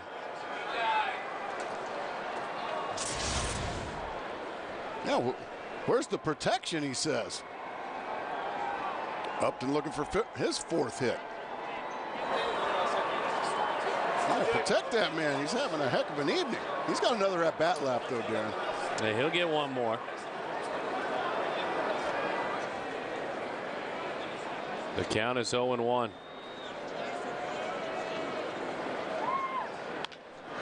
Grounded foul. The other demands if you want your 10th anniversary trophy back. Okay. Now, when is this pool party situation? That's when we do our telecast at the end of the month out in the pool. You must wear a tank top for 1 inning. You must pay the thief $1 trillion gazillion, it says. You must thank Lane. Does he take cash? I don't know. You must thank Lane Awards for the nice trophy. No, I've already done that. It is a beautiful trophy. Thank you so much, Lane Awards. Well, there you go. And you must also shave your goatee into a mustache. Sincerely, the trophy thief. Those are the demands if you want your 10th anniversary trophy back. Well, I think Upton looks at a called third. Connor Jackson having a fabulous night. Greg Maddux certainly earning the respect of his teammates. Gracie trying.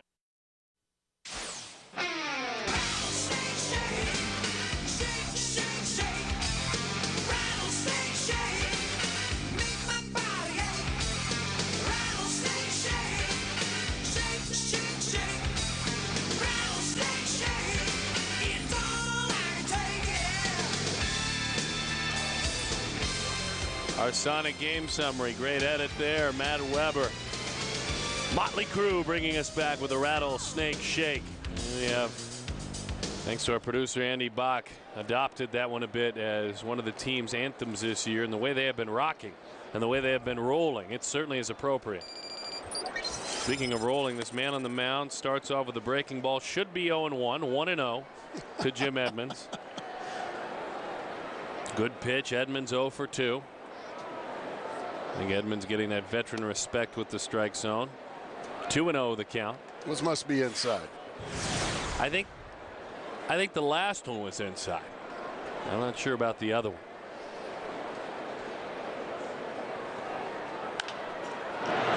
Now, what happens when you talk about a team and their offense, when they didn't score a lot last year, is what gets lost is what these guys on the mound are doing. I mean, you're so thrilled that guys like Connor Jackson are reaching their potential, that they're driving in runs, that they're hitting the ball out of the ballpark, and Justin Upton and Mark Reynolds, and the list goes on and on and on. What gets overlooked is the pitchers are doing their job. Big time. And that's why you have that run differential. You're hitting a lot and you're pitching a lot. And you certainly don't want to disrespect these young offensive players and say when it may get quiet, because it might. You still will have the pitching to lean on. Well, it's going to get quiet. You can't. No team can hit at this clip. Diamondbacks are trying to make liars out of me, but it's going to slow down. And in the meantime, just out after out. And Haren. Well, and that's one of the keys. That's certainly one of the keys with the pitching. 15 games into last year, the Diamondbacks pitching staff had a 3.66 ERA. That's very good. It's really good. That's outstanding. Coming into tonight, now we got a shutout going. Coming into tonight, 2.98 is the team ERA. Man. Look at Dan Haren just pound the strike zone. Opponents this year are hitting just .219 against the Arizona Diamondbacks.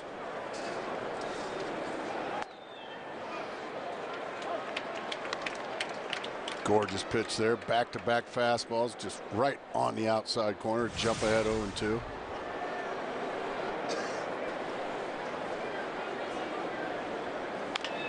Pitch number 96 is rolled foul. Third base side.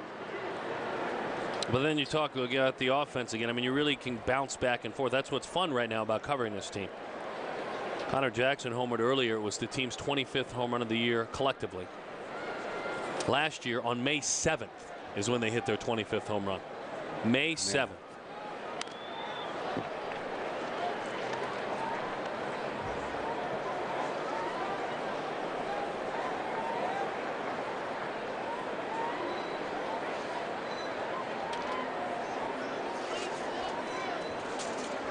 There's a lot to be proud of for starters. That's all it is for starters. But it's a good way to start. Darn right. Breaking ball, fly ball, well struck, right center field, up to Young. That's Chris Young comfortably calling off his buddy and making the play.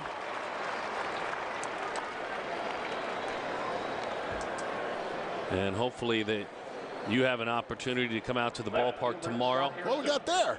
Got the Micah Owings bobblehead, the Silver Slugger bobblehead for the first 25,000 fans. Again, note the start time, 5:10 first pitch.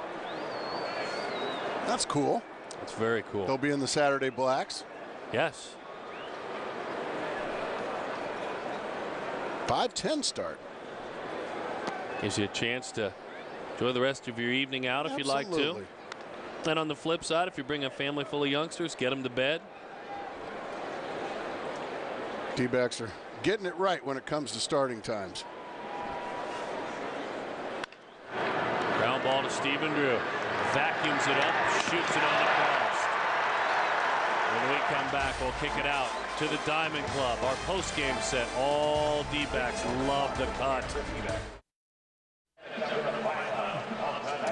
The D-backs are putting a major league whooping on the tired and exhausted San Diego Padres. Brad Steinke, Ken Phelps. We're getting set for D-backs live after the game, and Ken, Greg Maddux not going to get 350 on the D-backs. Watch. I don't know if he'll ever get it in this ballpark. He doesn't pitch well here. It doesn't matter if he's had 0 rest or 20 hours of sleep. He can't get it done in this ballpark. Well, the fans love the runs. We love the runs. And, guys, I'm guessing you love the runs as well. Back to you in the booth. Yeah, no doubt. It certainly is enjoyable, the pitching.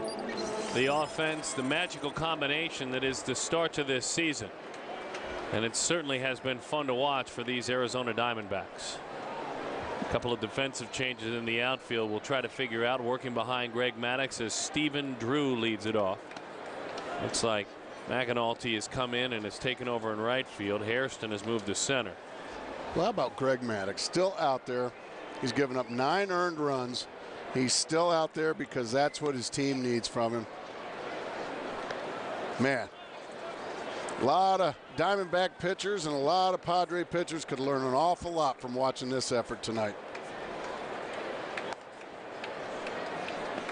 Boy, isn't that the truth? When you young pitchers out there, don't hesitate to learn from a guy like Greg Maddux. That's team baseball.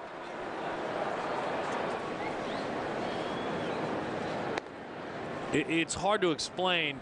Obviously, his teammates would love to embrace him, shake his hand, maybe sip a cold beverage for number 350, and they'll get to. But he may have even earned more respect than winning 350 tonight. I agree. You look at him, angry with himself. High expectations as he loses Stephen Drew. Certainly on a lighter note here, I'm told that Gracie, look at this. What's up? There's your trophy. You must be meeting the demands. It's getting closer. That's mine? It says Mark Grace right That's there. my trophy? Yes. That says my name, yeah. Well, who's got that? Did McClune get that for me? No, the trophy thief. Well, where was that? Was that down in the dugout? That's down by the dugout. Well, can I ask Mark McClune, if you can hear me? I would be so appreciative if you go get that for me. I'm on it. I'm on it. Awesome. Yes. Problem is McClune is in the right field upper deck, where that baseball may be headed. Instead, it's a liner left. A play by Justin Huber, who is out there. Paul McAnulty is in right field, and Harrison is in center. Oh, that's exciting to see. Well, did you pay the $1 trillion gazillion? I came up a little short. Okay. Well, that's great. That's great to see. I'm gonna get it. If it's great or not. You know, I was talking to Matt Williams over in the radio booth, and of course Randy Johnson was down there. Brandon Webb. We talked to all those guys, and you know they're just as disgusted and disappointed as I am. I mean, you know, Randy Johnson's building a brand new house here in the area, and he's gonna, obviously he's gonna have to build a huge trophy room for all his hardware. Mm-hmm. And he was saying just how great that's going to look on his new mantle. There's Matty. Matty is some kind of upset as you were looking that he at had to give his back.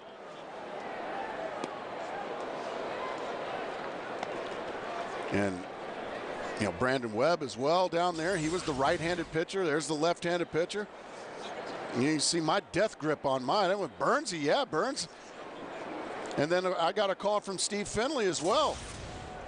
He was very upset when he found out that that he was told they were going to ship it to San Diego as that was driven to right field. McAnulty makes the play. By the way, the night is done for Dan Haren. Salazar hits for him there. Outstanding effort, no doubt about it, for Dan Haren. A quality start. So all those guys, yeah, Finley was very upset when he was told it was going to be in San Diego waiting on him, and it wasn't. Yeah, you just want to respect the fans' wishes. That's all you want to do, Darren. I mean, is that right? I think you're right. I kind of float back and forth lately the more I hear about it. I got to be honest with you. Float back and forth? What do you mean? Well, I kind of, I had a chance to meet the thief, the trophy thief, and I don't know. I'm kind of liking him. He's pretty cool. Little topper out to short. I still think he might get it. I wouldn't. Hey, that's Russ Amaral. Looks like you're a big trouble, partner. Well, give that back. No. McClune, where are you? Coors Light cools things off with a cold, hard blast. Back at the ballpark. What a night it's been for Connor Jackson. He started things out with a triple. And for Connor, that played it a pair. Snyder continued to pitch in as well. A 3 RBI double, a 6-run first inning. Chris has had a big night. Connor's had a big night. A double shy of the cycle. As we welcome you back, a 9-0 baseball game. Arizona on top of San Diego. Brandon Metters takes the baseball. I'll tell you about the great numbers for Dan Haren here in just a moment. As that one is low. 1-0 the count for the right-hander. Good chance for him to get some work in. And so far, pretty good this year. All-tell call to the bullpen. Yeah, awfully good, Brandon Metters. Good to see him after struggling last year at the big league level, come and have some early success. And his job is to, well, bring us on home. Dan Haren, in a word, was fabulous. 7 shutout innings, 3 hits allowed. 1 walk, 3 strikeouts. Breaking ball, ground ball. Mark Reynolds sticks it right in his belt. Fires on across. We take a look at our Kawasaki. Let the good times roll. First inning numbers. 6 runs in the first inning for a team that really has owned the first frame in a ball game. The Diamondbacks have outscored their opponents on the season 23-5 in the first inning. Yeah.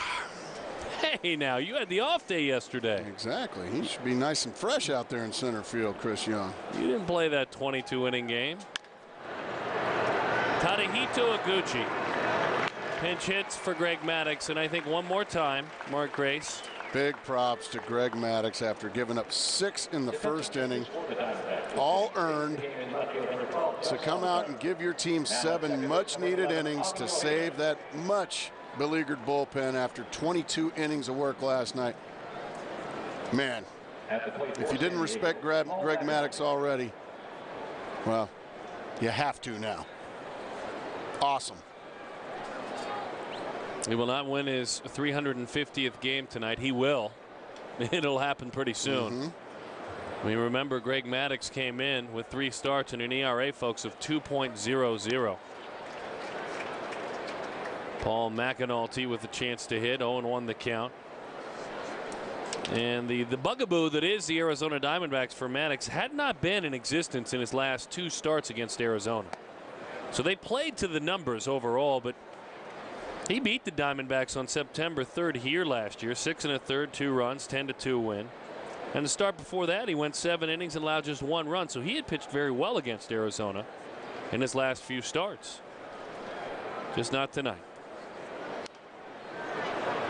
And the way the Diamondbacks have been hitting, they've been a tough row for any opposing pitcher to hoe.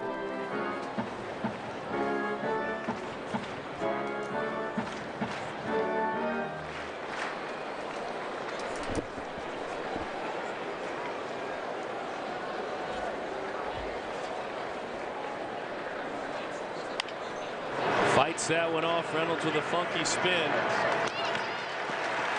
We've got another trophy sighting on a trophy night.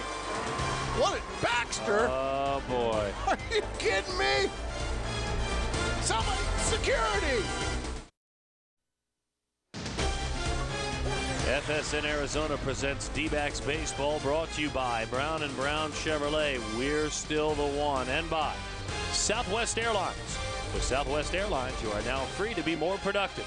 Visit southwest.com today.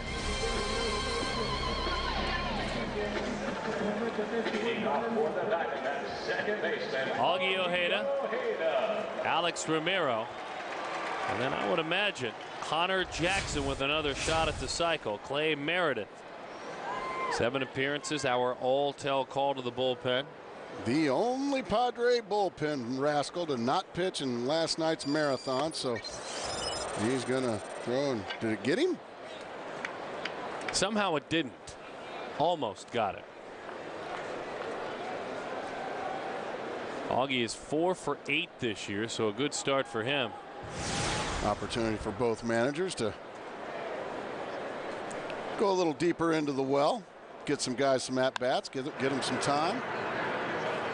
So again, just to double back on what Mark and I were talking about, if you're just joining us, Greg Maddux, faced 11 batters in the first inning. He gave up 6 runs for only the second time in his career in the first inning.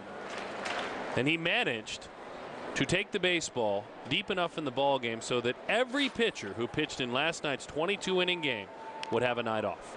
Can't tell you enough how much I respect Greg Maddux and had respect for him coming into this evening. But man, for him to do what he did tonight, that is above and beyond the call of duty. And that man, his team is going to be much better the next couple of days because of that. Pitch is low, good heavy stuff. 2-2 the count to Augie Ojeda.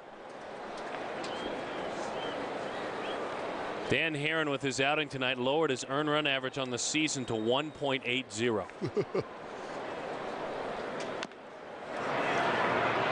Augie pulls that one to the bag, goes Gonzalez. Ojeda is erased. Connor Jackson waits on deck. Alex Romero takes his chance. Our Firestone in-game box score. Just about everyone pitching in, but no one pitching in like Connor Jackson.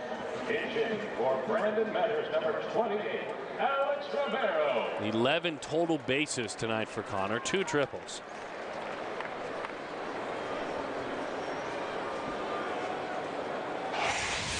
That ties a club record. That has happened 3 times. The last Diamondback to have 2 triples.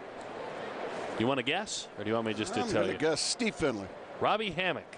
Robbie Hammock. I would have probably guessed 50 guys before I guessed him. In 03. Romero with a base hit. Alex Romero is now 3 for 7 in the big leagues. And so he picks up another hit. The Diamondbacks bench has been super spectacular this year. Guys coming off the bench. Well, right off the end of the bat, but Alex Romero, you know, when you're the guy that's not going to get your name called very often, you love it. That one at bat you get, you come through. And let's have a very important watch right here, Darren Sutton. Double away from the cycle. 1-0 the count. If he does pick up a double, it would be a 5-hit night. You got to be pulling for the kid here at home. Come on, give him some love through the television set. 1-1 the count. Tough to do anything with that pitch.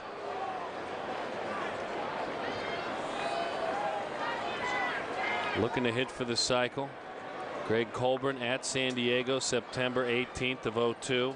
Gonzo at Houston, July 5th of 2000. Dear, that is a nasty slider. Something tells me this crowd will still, at least the ones close by that thanked him for not stopping at second when he could have gone for the cycle and grabbing a triple, they'll still thank him for a good night no matter what occurs. That one is low. 2-2 the count. Cycles are much rarer than no-hitters.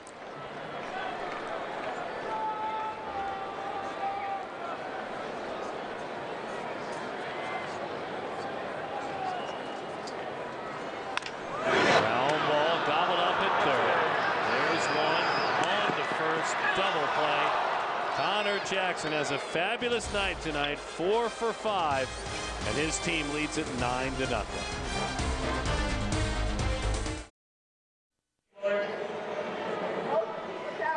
Well, these Diamondbacks certainly filling the role of the Padre tonight for Mr. Maddux, but he certainly had some paternal guidance for his teammates. There's no doubt about it, for taking the baseball deep into the game and resting his bullpen. 3 outs for a victory, for a Diamondbacks victory, and Yusmeiro Petit will get an opportunity to grab those 3 outs. The young right-hander who usually serves the role as long man out of that bullpen, spot starter when he's needed. Another good chance, as you talk about, Gracie, for guys who don't work a lot to work in a 9-0 game. Calyx Crab has popped everywhere, all over the diamond. And he's swinging awful hard for a speed guy. He takes a mighty rip, as you see Yusmeiro Petit.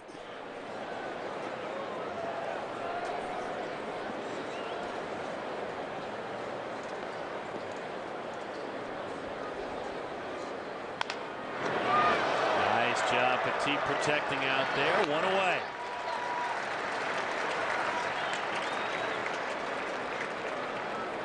Well, the night started with a man with 17 Gold Gloves working for the opposing team. And it comes to an end with a nice little play. Diamondbacks looking to improve to 12-4 with this victory. St. Louis has already hammered San Francisco 11-1. So St. Louis will also win their 12th game and have won their 12th game tonight. They're 12-5. That's kind of a surprise, wouldn't you say? With absolutely all the injuries they've had.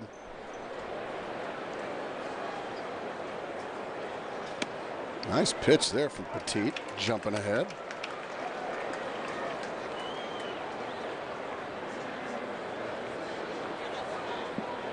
Oh, and 1 the count. Adrian Gonzalez, 2 outs to a victory. Fly ball center. Over, under, out. Now 1 out to a victory as Arizona looks to improve to 6-1 at home this year. Third baseman Kevin Kuzminoff. And Kevin Kuzminoff stands in the way of Bob Melvin's club. Striding towards what they hope is another series win. They lost the opening series to the Cincinnati Reds. And they've won every series to follow. At Colorado, at home against LA, and then Colorado, and then at San Francisco. Popped up right side. This should do it. Augie Ojeda. The Diamondbacks shut out the San Diego Padres 9-0. And the best team in baseball just got a little bit better early in this season. The Diamondbacks are 12-4, and they are now 6-1 at home. And Gracie, again, we've been very fortunate this year to say this more than once. Everyone contributed. It was a well-rounded game. Just another game where the defense, the offense, and the pitching all came together. Nobody was better tonight than Connor Jackson, the first baseman. Dominated with the bat, made every play, and you can't overlook the great start, again, from Dan Haren. Connor Jackson deserving of our Quest player of the game, 4 for 5. And I think a tip of the cap to him for running on to third when he could have eased up at second. A double for the cycle would have been the difference. And we also, one more time, tip our cap to an opposing man right there, Greg Maddux, for resting his bullpen. Now that's a Hall of Famer. 9-0. The Diamondbacks roll on. The game may be over. Our coverage continues. Here's Digger. Here's Brad. Here's the Quest D-Backs Live postgame show right now. Please feel free to begin moving to an unoccupied area for better